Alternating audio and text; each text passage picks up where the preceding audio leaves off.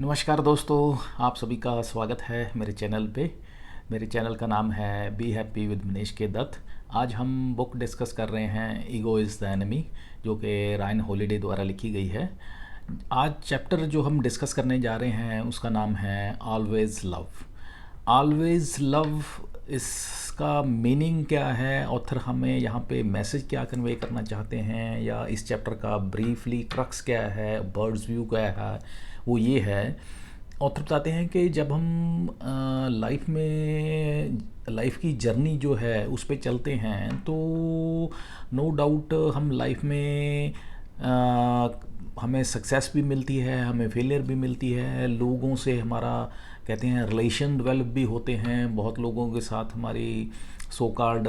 हमारे रिलेशंस ख़राब भी होते हैं, जेलसी भी होती है, हेट्रेड भी होती है, प्यार भी होता है, एनवी, जेलसी, ये जो फीलिंग्स हैं ये कहते हैं सारी ह्यूमन इमोशंस जो हैं हमारे साथ चलते हैं। तो यहाँ पे बात करते हैं, कहते अगर हम सक्सेसफुल लोगों को ऑब्ज़र्व करें हिस्ट्री में या अभी प्रेजेंट में, जितने भी आपको सराउंडिंग में नज़र आते हैं दिखते हैं, तो उनमें क्या एक कॉमन होगी बात कि वो जो हैं सक्सेसफुल पर्सन जो हैं उनमें एक बात कॉमन क्या होगी कि वो उनमें ट्रेट होगा, दे ऑलवेज़ लव अदर्स। उनमें कहते हैं ये ट्रेट, दूसरों को प्यार करने की जो भावना है, ये ट्रेट उन सब में कॉमन होगा। क्योंकि कहते हैं अगर वो ये ट्रेट उनमें नहीं होगा, प्यार करने का, दूसरों को प्यार करने का, दूसरों को अंडरस्टैंड करने का, दूसरों की भावनाओं को समझने का, तो कहते हैं वो लाइफ में आगे नहीं बढ़ सकते हैं। और जनरली क्या होता है, एक आम इंसान में क्या दिक्कत होती है, कहते हैं उसकी ईगो की वजह से, उनमें कहते हैं प्यार के साथ साथ जो है ईगो उन पे डोमिनेटेड होती है, ईगो हावी होती है, उसकी वजह से रिजेंटमेंट होना, एनवी होना, जेलसी होना, ये जो फैक्टर्स हैं काफ़ी डोमिनेटिंग होते हैं। और उसकी वजह से कहते हैं कि वो जो एक सभी को प्यार करने की भावना जो एक होनी चाहिए वो कहते हैं दब जाती है as compare to resentment, envy, jealousy. तो उससे क्या होता है कि वो इंसान एक ऑर्डिनरी इंसान बन के रह जाता है। लेकिन जो सक्सेसफुल या कहते हैं लाइफ में आगे बढ़ जाते हैं, उनमें ये बात देखी गई है कि वो हमेशा जो हैं ह्यूमैनिटी के साथ या बाकी जो भी लोग सराउंडिंग में होते हैं, कोलीग्स होते हैं, जूनियर्स होते हैं, सबॉर्डिनेट्स हैं, उनके सुपीरियर्स होते हैं, फैमिली मेम्बर्स होते हैं, क्यों कहते हैं कम्युनिटी ओवरऑल अगर देखें तो वो कहते हैं सभी से प्यार करते हैं। तो उनकी एक ये एक पॉजिटिव ट्रेट होता है कि वो सभी से प्यार करते हैं। और यहाँ पे हमें यही मैसेज कन्वे करते हैं ऑथर कि अगर आप लाइफ में सक्सेसफुल होना चाहते हैं तो आपको ये बात अंडरस्टैंड करनी होगी कि आपको हमेशा हमेशा के लिए सभी को प्यार करना है। और ये कहते हैं ये इमोशन ऐसा है जिसको आपको कभी भी कहते हैं नेगेटिव इफेक्ट्स या कहते हैं इसके इल इफेक्ट्स नहीं मिलेंगे। ये एक ऐसा ट्रेट है जो कि आपको हमेशा कहते हैं पे करेगा, आपको कहते हैं कभी भी लॉस नहीं करेगा। तो this is overall crux of this chapter के किस तरीके से हमें प्यार सभी को करना है, बांटना है, इस इमोशन के साथ चलना है और लाइफ में आगे ग्रो करते रहना है। तो चलिए डिटेल में डिस्कस करते हैं। ऑथर एक कोट से स्टार्ट करते हैं चैप्टर को। वो कहते हैं कि अगर दुनिया में मेरे को कहते हैं एंगर या कहते हैं गुस्सा मेरे को फील होता है, दुनिया में मेरे को किसी पे गुस्सा आता है, तो उसका क्या फ़ायदा है। कहते उसका मेरे को कोई फ़ायदा नहीं है, क्योंकि वो अगर मैं गुस्सा कर रहा हूँ किसी को दिखाने के लिए, लोगों को दिखाने के लिए, तो कहते वो मेरी बेवकूफ़ी है, क्योंकि उससे मेरे को ही लॉस होने वाला है, किसी का कुछ नहीं जाने वाला है। लॉस इसलिए क्योंकि मैं अपनी इमेज ख़राब कर लूँगा, दूसरा मैं अपने फिज़िकली मेंटली कहते हैं अपने आप को एक तरह का टॉर्चर कर रहा हूँगा। इस कोट के साथ ऑथर आगे बढ़ते हैं। आगे कहते हैं कि 1939 में एक एग्ज़ाम्पल यहाँ पे कोट करते हैं एक जेंटलमैन की। जेंटलमैन का नाम था ऑर्सन वेलेस। ऑर्सन वेलेस एक बहुत जीनियस जेंटलमैन थे, जिनको कहते हैं उनकी जीनियस होने की वजह से उनकी जो एक ट्रेड की वजह से उनको एक हॉलीवुड की हिस्ट्री में उनको एक कहते हैं मौका दिया जाता है, एक ऐसी एक्स्ट्राऑर्डिनरी उनकी कैपेबिलिटी की वजह से उनको एक एक्स्ट्राऑर्डिनरी अपॉर्चुनिटी दी जाती है कि वो कोई भी दो फिल्म्स को राइट कर सकते हैं, उनमें एक्ट कर सकते हैं, उनको डायरेक्ट कर सकते हैं। तो ये उनको एक अपॉर्चुनिटी मिलती है। तो उसके बाद क्या करते हैं, वो एक फ़िल्म को जो है बनाते हैं और उस फिल्म को बेसिकली स्टोरी उसकी जो है एक करेक्टर के अराउंड घूमती है। वो करेक्टर होता है एक न्यूज़पेपर का एक दिग्गज होता है, एक बहुत रिच पर्सन होता है जो कि न्यूज़पेपर इंडस्ट्री का होता है। उसकी एक कहते हैं वो अपने आप में कहते हैं सेल्फ मेड पर्सन होता है और कहते हैं अपने आप में ईगोइस्टिक सॉर्ट ऑफ पर्सनैलिटी होती है उसकी। कहते हैं उसकी पर्सनैलिटी के इर्द गिर्द ये घूमती है सारी स्टोरी, उस पे फिल्म ये बनाते हैं। अब यहाँ पे दिक्कत क्या होती है कि ये जो फिल्म बनाते हैं और यहाँ पे एक और उस समय उस टाइम पे जब ये फिल्म बनती है उस समय पे एक और उस कम्युनिटी में एक होते हैं विलियम हर्ट्स एक थे पर्सन जो कि एक नोटोरियस पर्सन थे, एक notorious as well as media में जो कि एक गलत तरीके से मशहूर थे। वो उस समय के टाइम पे ये फ़िल्म बनाई जाती है और ये जो विलियम हर्ट्स होते हैं इनको ये महसूस होता है कि ये जो फ़िल्म बनाई गई है ये इनकी लाइफ पे आधारित बनाई गई है। तो ये इनको ऐसा महसूस होता है कि ये जो मुझे टॉन्ट करने के लिए या मेरी लाइफ को दिखाने के लिए ये फ़िल्म जो है मेरे लाइफ पे बेस्ड है या मेरी लाइफ की स्टोरी पे बेस्ड है।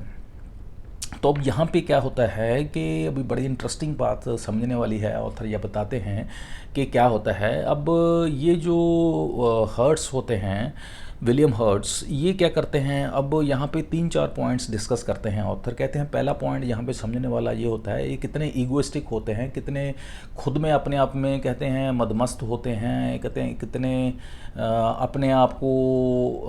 दुनिया की नज़र में अपने आप को ही कहते हैं समझते हैं और किसी को कुछ नहीं समझते, किसी को अंडरस्टैंड नहीं करते, किसी की भावनाओं की कदर नहीं करते, सिर्फ उनको खुद ही खुद अपना नज़र आता है सभी तरफ। और कहते हैं सेल्फ इन्वॉल्व रहते हैं, अपने आप में खोए रहते हैं और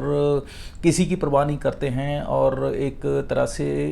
दुनिया में कहते हैं उनकी जो इमेज है वो बहुत एक नोटोरियस पर्सन की तरह होती है।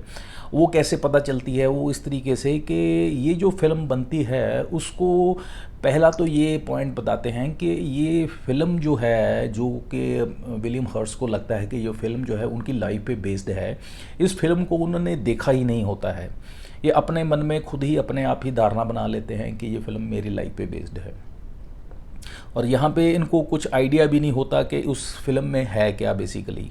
दूसरा ये है कि उनको ये नहीं पता होता कि ये मेरे बारे में है या मेरे साथ के कोई मेरे साथ मिलता जुलता करैक्टर है उसके बारे में बनाई गई है। एक्चुअल में ये कहानी जो है दो कहते हैं मूवी एक्टर्स जो होते हैं उनसे इंस्पायर्ड ये फिल्म बनाई गई होती है। वो करैक्टर क्या होते हैं, एक चार्ली चैपलिन होते हैं, दूसरे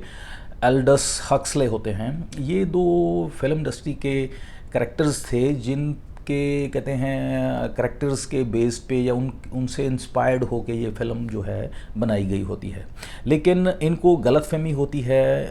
कि ये जो है फिल्म मेरे लाइफ के ऊपर बनाई गई है, मुझे ह्यूमिलिएट करने के लिए, मुझे कहते हैं गलत तरीके से रिप्रेजेंट करने के लिए बनाई गई है।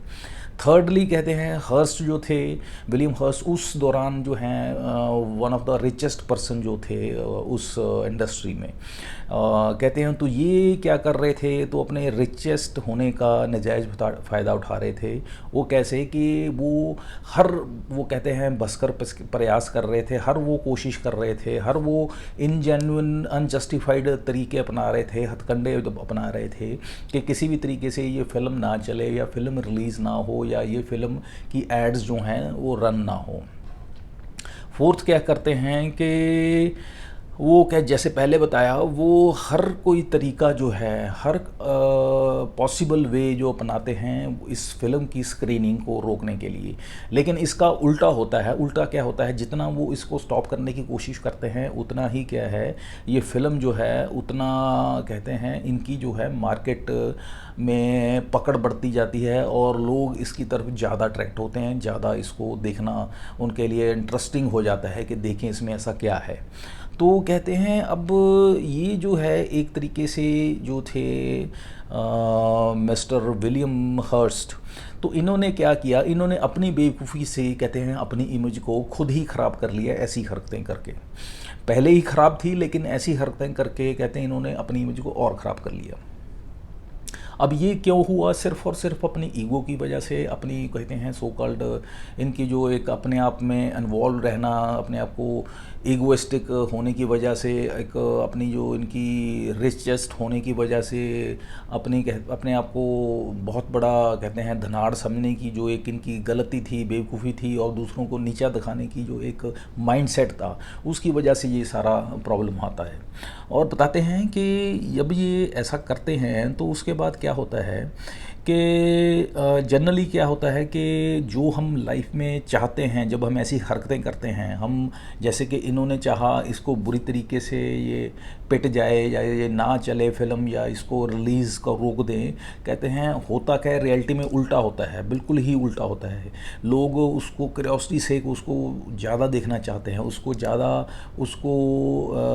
कहते हैं उसमें इंटरेस्टेड होते हैं। तो ये एक तरह से ह्यूमन साइकोलॉजी है, जिस चीज़ को हम छुपाते हैं, दबाते हैं, रोकना चाहते हैं, वो उतना ही उभर के सामने आती है, लोग उसमें ज़्यादा इंटरेस्टेड होते हैं। और बताते हैं कि यहाँ पे बात आती है हमारे ईगो की। जो ईगो है वो हमेशा जब किसी चीज़ को दबाने की कोशिश करती है, किसी चीज़ को कहते हैं हम ह्यूमिलेट करने की कोशिश करते हैं, लेकिन ये हिस्ट्री इस चीज़ की गवाह है कि वो चीज़ जो है उतनी ही कहते हैं प्रिजर्व्ड हो जाती है, उतनी ही वो चीज़ जो है कहते हैं फर्मली एम्बेडेड हो जाती है हिस्ट्री में। उसकी जो एक तरह से इमेज या कहते हैं स्पेस है वो इंश्योर हो जाती है। और यहाँ पे बात करते हैं विलियम हर्ट्स कहते हैं किस लेवल तक गिर जाते हैं इस फिल्म को रोकने के लिए, कि वो अपने जो कहते हैं उनका जो गॉसिप कॉलमनिस्ट होता है उसको कॉपी कहते हैं कॉन्स्पिरेसी करने के लिए जो अपने ये जीनियस होते हैं ऑर्सन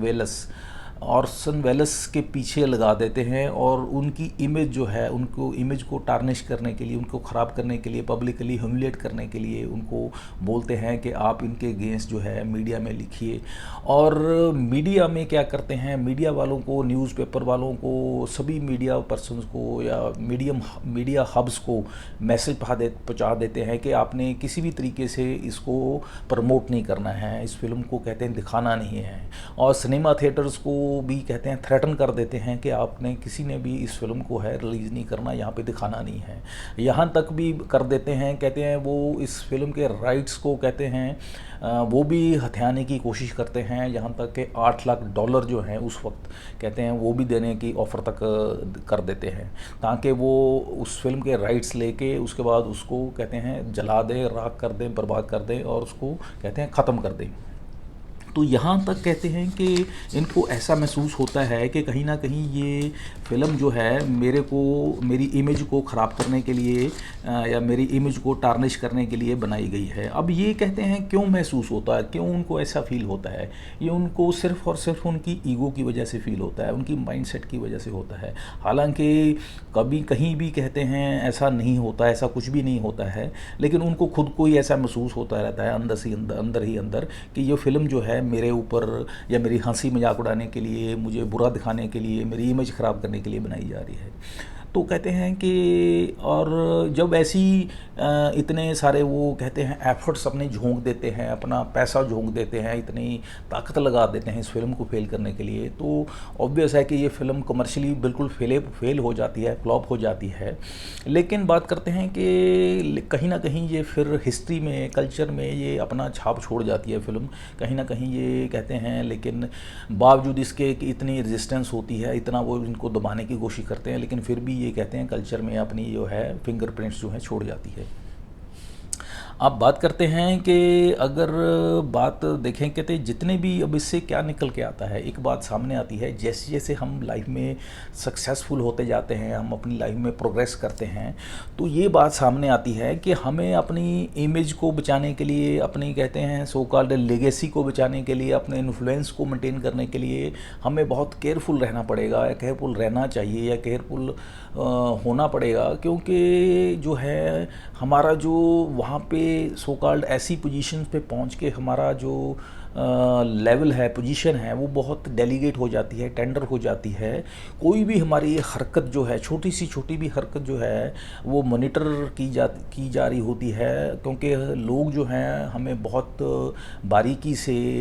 हर तरफ से हमें नोट कर रहे होते हैं, और अगर हम कोई भी गलती करते हैं वो हम पे बहुत भारी पड़ती है, हमें उसकी जो बहुत बड़ी कीमत चुकानी पड़ती है। तो जैसे जैसे हम लाइफ में ग्रो करते हैं, प्रोग्रेस करते हैं, तो हमें बहुत सोच समझ के अपने जो है कदम रखने पड़ते हैं, और स्पेसिफिकली अपने ईगो पे बहुत कंट्रोल रखना पड़ता है। लेकिन यहाँ पे जैसे बताया, जैसे मिस्टर हर्नस्ट थे, इन्होंने क्या दिक्कत थी, इनमें यही दिक्कत थी कि ये बहुत ईगोइस्टिक थे, और ईगोइस्ट होने की वजह से इनको कहते हैं बिना मतलब ही ये लगना कि ये फिल्म मेरे पे बेस्ड है और मेरे को मेरी इमेज ख़राब करने के लिए है, मुझे बुरा भला दिखाने के लिए है, तो उसके लिए ये कितना कुछ कर देते हैं, कितना कुछ एनर्जी झोंक देते हैं, कितना पैसा वेस्ट कर देते हैं। कहते हैं अपनी 70-80s की एज में होते हैं, कहते हैं इतनी एज में जाके कहते हैं अपनी सो कॉल्ड एज, अपनी इमेज के वो कहते हैं एक तरह से बचाने के लिए, या इमेज को कहते हैं अननेसेसरली इशू बना करके और इतना बड़ा बखेड़ा करना, खड़ा करना, ये उनकी ईगो को रिफ्लेक्ट करता था। और बात करते हैं कि यहाँ पे कहते हैं फिर सॉल्यूशन क्या है। अब ऐसे जो इश्यूज़ होते हैं जहाँ पे आप पे कहते हैं सभी तरफ से अटैक हो रहे हों, या ऐसी डाइसी सिचुएशन में हों जहाँ पे आपको लग रहा है कि आपको ह्यूमिलेट किया जा रहा है, तो उस केस में आपको क्या करना चाहिए। तो कहते हैं इसका आंसर ये है, इसका आंसर कहते हैं प्यार, प्यार और प्यार। यानी कि जब आप कहते हैं सो कॉल्ड आपके नेबर्स जो कि कहते हैं आपके मना करने के बावजूद कहते हैं वॉल्यूम म्यूज़िक का हाई करके रखते हैं, नहीं आपका कहना मानते, या कहे पेरेंट्स हैं वो नैगिंग है, अपने बच्चों को झिड़कते रहते हैं उनके लिए, या कहते हैं जो सो कॉल्ड ब्यूरोक्रेट्स हैं वो आपकी काम नहीं करते हैं, आपकी फाइल मूव नहीं करते हैं, आपके काम को नहीं आगे करवाते हैं, या कहें जो ग्रुप्स में आप काम कर रहे हैं वो आपको रिजेक्ट कर देते हैं, कोलीग्स आपको ह्यूमिलेट करते हैं, या आपका जो कहते हैं पार्टनर है, बिजनेस पार्टनर है, वो आपको धोखा दे देता है, या आपका हस्बैंड या वाइफ वो जो है आपको धोखा दे देती है। तो ऐसे सारे केस में आपको कैसे रिएक्ट करना चाहिए, कैसे आपको बिहेव करना चाहिए। तो कहते हैं आपको उसमें आपको इमोशन जो आपका प्यार का है उसको दिखाना चाहिए, आपने प्यार से चलना है, आपने प्यार से बिहेव करना है, आपको रिएक्ट नहीं करना है, बाउंस बैक नहीं करना है, फ्रस्ट्रेट नहीं होना है। क्योंकि अगर आप ऐसा करते हैं तो वो क्या है, वो आपकी ईगो को रिफ्लेक्ट करता है। आपने अपनी ईगो पे कंट्रोल रखना है, चेक रखना है, और उसको भड़कना नहीं देना है, अपने आप को आउट ऑफ कंट्रोल नहीं करना है। तो क्यों ऐसा कहते हैं, क्योंकि इसमें क्या होगा, इससे होगा क्या, आप कहते हैं अपने आप को ख़राब करेंगे, आप अपने आप को बर्बादी के रास्ते पे ले जाएंगे। और अगर आप अपने सो कॉल्ड मेंटल बैलेंस को रखते हैं और इस लव या प्यार के रास्ते पे चलते हैं, तो क्या होगा, तो कहते हैं कहीं ना कहीं जो वो आपका एक सो कॉल्ड एक्शंस हैं, आपके ये जो एक्शन का रिएक्शन है, जो एक आपको ह्यूमिलेट करने का एक एक्शन है होता है, जब आपको उसको प्यार से जवाब देते हैं या प्यार से उसका रिएक्ट करते हैं, तो अल्टीमेटली कहीं ना कहीं वो जो है आपका जो है सब्सिडाइज हो जाता है। सामने वाले का जो एक्शन है, कहीं ना कहीं सामने वाला भी सोचने के लिए मजबूर होता है कभी ना कभी कि ये जो है मैं इस तरीके से बिहेव कर रहा हूँ इसके साथ, और ये मेरे साथ उल्टा इस प्यार से बात कर रहा है, या प्यार से बिहेव कर रहा है, या प्यार से इसका जो मेरे को आंसर दे रहा है। तो बताते हैं कि ये फिर दुनिया इस चीज़ की विटनेस करती है, दुनिया देखते हैं दुनिया वाले कि ये इंसान जो है एक किस तरीके से बिहेव कर रहा है और दूसरा किस तरीके से बिहेव कर रहा है, दोनों एक ऑपोजिट बिहेव कर रहे हैं। तो उसमें अल्टीमेटली जो प्यार से बिहेव करता है उसकी हम्बलनेस रिफ्लेक्ट होती है, और जो कहते हैं एक तरह से ह्यूमिलेट करता है या कहते हैं ईगो को शो करता है, तो उसकी इमेज जो है ऑटोमेटिकली टार्निश हो जाती है, वो अपने आप को खुद ही कहते हैं ख़त्म कर लेता है। तो हमें इस चीज़ को समझना है कि हमने जो है अपने आप को इस सिचुएशन में से निकालने के लिए क्या रास्ता अपनाना है, तो अपने प्यार का रास्ता अपनाना है। तो इसीलिए चैप्टर का नाम है ऑलवेज़ लव। तो यहाँ से एक एग्ज़ाम्पल और ऑथर यहाँ पे शेयर करते हैं, बात करते हैं बुकर टी वॉशिंगटन की। वो एक शेयर करते हैं एपिसोड की। यहाँ पे फ्रेडरिक डगलस होते हैं, वो जेंटलमैन डगलस जो होते हैं एक बार टूर पे जा रहे होते हैं, उनको ह्यूमिलेट करने के लिए कहते हैं बैगेज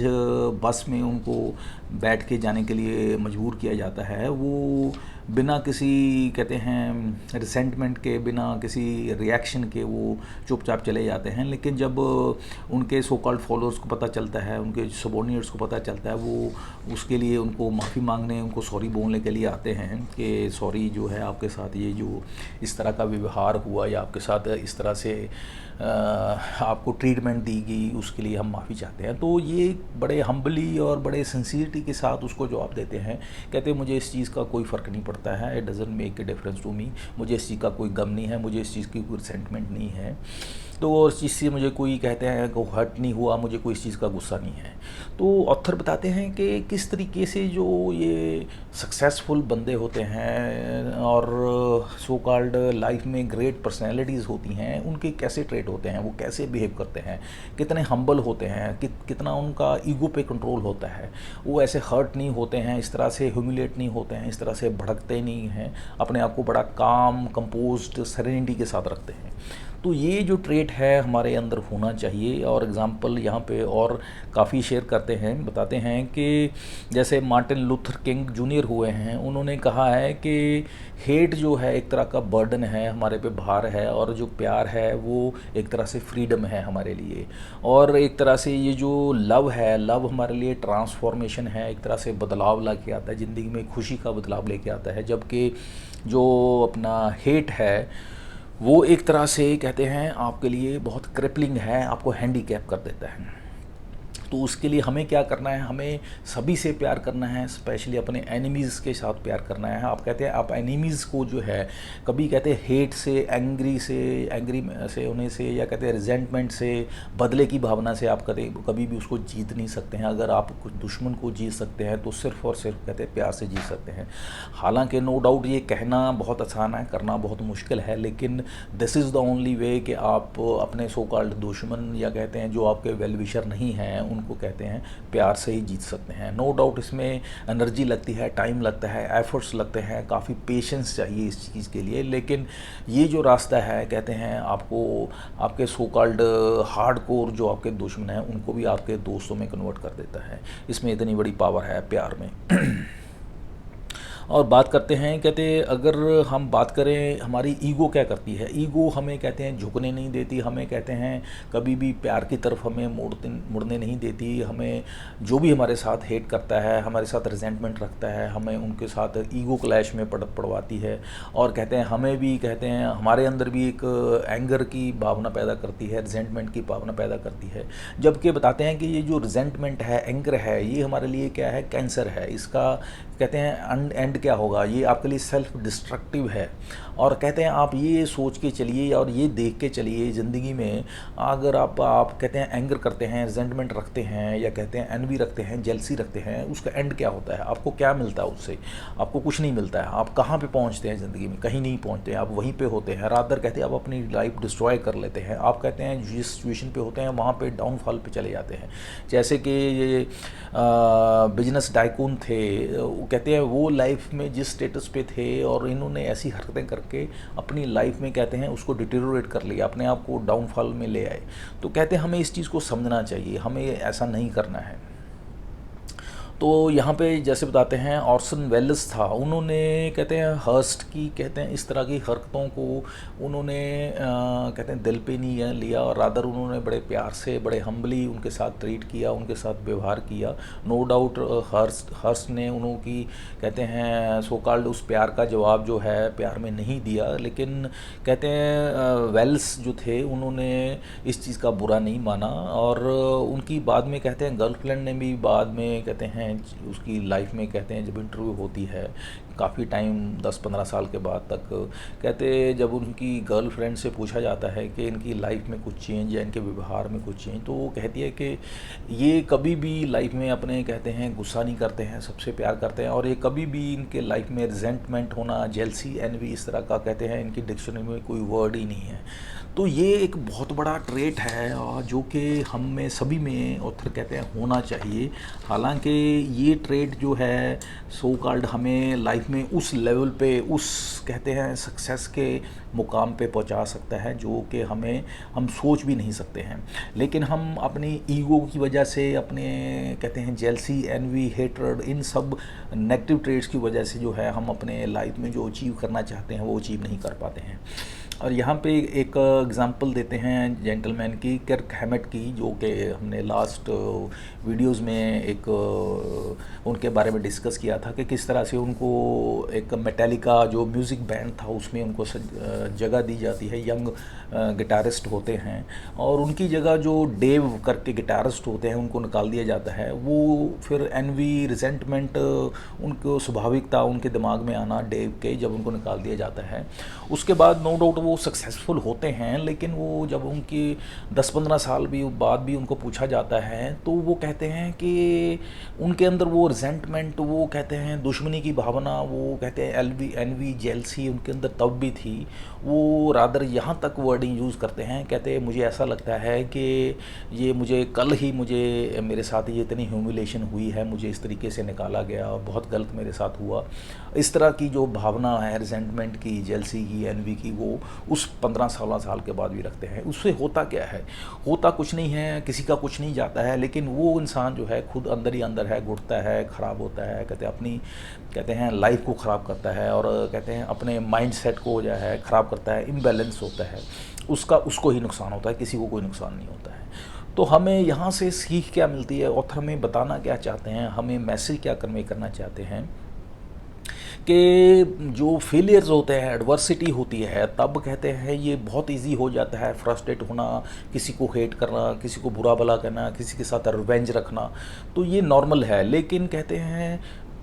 मज़े की बात तब होती है, या कहते हैं हमारी कैपेबिलिटी तब है, या हमारी पावर, हमारी कहते हैं हम पावरफुल तब मानते हैं अपने आप को जब हम इन सब चीज़ों पे काबू करके हम जो हैं एक अपने आप में प्यार की भावनाओं को मेंटेन रखें, अपने अंदर जो इल विल है उस पे कहते हैं काबू करें, अपने ईगो पे कंट्रोल करें, ईगो को चेक में रखें, और ये जो नेगेटिव ट्रेट्स हैं उनको कहते हैं पनपने ना दें, अपने उनको नेगेटिव ट्रेट्स को कहते हैं अपने अंदर पैदा ना होने दें। क्योंकि होगा क्या, कहते हैं अगर हम ऐसा नहीं करेंगे तो जैसे ये सक्सेसफुल हर्स्ट था, हर्स्ट का जैसे विलियम हर्स्ट का जो कहते हैं अंत हुआ, जिस तरीके से वो एक रिचेस्ट पर्सन था, उसने अपनी ज़िंदगी बर्बाद कर ली, कहते हैं इस तरीके से